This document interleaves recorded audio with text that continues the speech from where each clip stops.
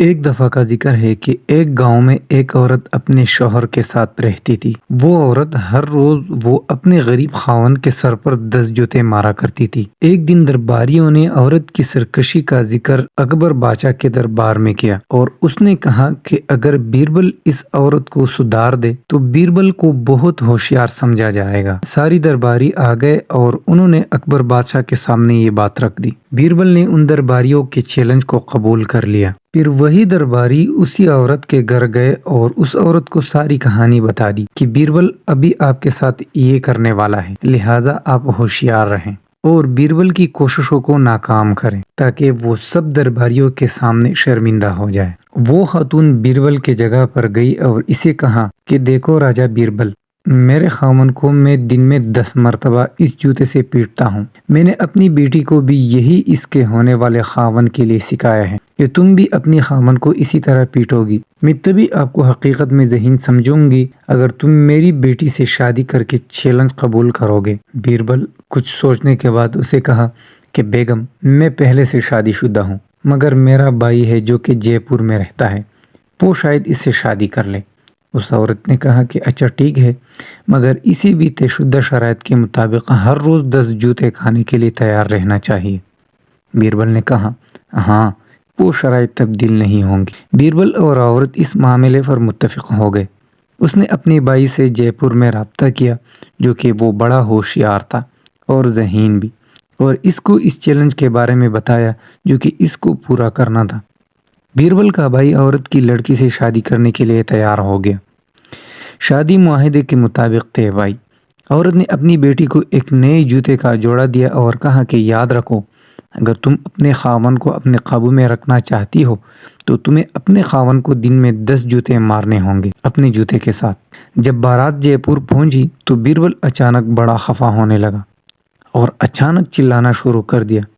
تو دلہن نے اپنے خاوند سے دریافت کیا کہ کیا ہوا ہے جس سے تمہاری بائی کو ناراضگی ہوئی ہے اور وہ چلا رہا ہے۔ بیربل کے بھائی نے کہا کہ میرا بھائی بڑا کم حوصلہ ہے، اس نے گھر میں ایک آہنی راڑ رکھا ہوا ہے۔ ایک مرتبہ اس کو غصہ آ جائے وہ کسی کو نہیں چھوڑتا اور ہر ایک کو مارنا شروع کرتا ہے۔ گھر میں بڑی بے رحمی سے تجھے بھی نہیں چھوڑے گا۔ اس سے مار کھانے کے لیے اپنے آپ کو ذہنی لحاظ سے تیار رکھو، یہ ہمارے خاندان کی رسم ہے۔ دلہن بے بنیاد خوف سے ڈر گئی۔ وہ بیربل کے قدموں میں گر پڑی اور کہا کہ برائے کرم میرے پر رحم کرے، میں مار نہیں کھا سکتی۔ بیربل نے کہا یہ ہماری خاندانی رسم ہے، تجھے اس کو برداشت کرنا ہوگا۔ بیربل نے دوبارہ غصے میں کہا کیا تمہاری ماں نے تمہیں اپنے خاوند کو جوتے سے مارنے کے لیے نہیں کہا؟ اگر تمہاری ماں کی خصوصی روایت ہے تو ہماری بھی یقیناً خاندانی یہی روایت ہے۔ دلہن نے رونا شروع کیا۔ اس نے کہا کہ میں اپنی ماں کے نقش قدم پر نہیں چلوں گی، میں کبھی بھی اپنے خاوند کو نہیں ماروں گی۔ میں جانتی ہوں کہ میری ماں بہت غلط رہی تھی، اس کو ایک اچھے میاں بیوی کے لیے مثال نہیں دی جا سکتی۔ بیربل فوری طور پر ٹھنڈا پڑ گیا اور اس نے نرم لہجے میں کہا کہ بہن، کیوں تم مجھ سے خوفزدہ ہو گئی ہو؟ میں نے تمام اس لیے کیا کہ تمہاری آنکھیں کھول دوں کہ تم ماں کی گندی عادت پر عمل مت کرو۔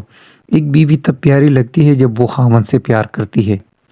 چند دنوں کے بعد باپ نے واپس اپنے گھر جانے کا خیال کیا، مگر بیربل نے اس سے کہا کہ اتنی جلدی مت جاؤ بیٹی کے گھر سے، مزید چند دن ٹھہرو، کھاؤ پیو، خوش رہو اپنی بیٹی کے ساتھ اور پھر جاؤ۔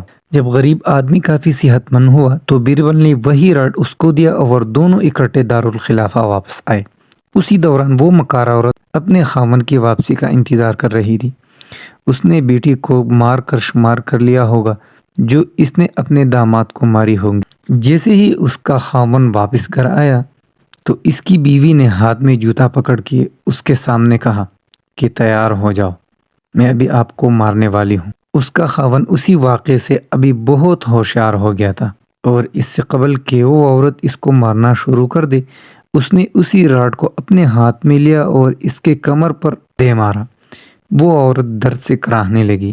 اس نے منتیں شروع کر دی، نہیں نہیں، خدا کے لیے مہربانی کر کے مجھے مت مارے، میں آپ سے معافی چاہتی ہوں، اب آئندہ میں آپ کو کبھی نہیں ماروں گی۔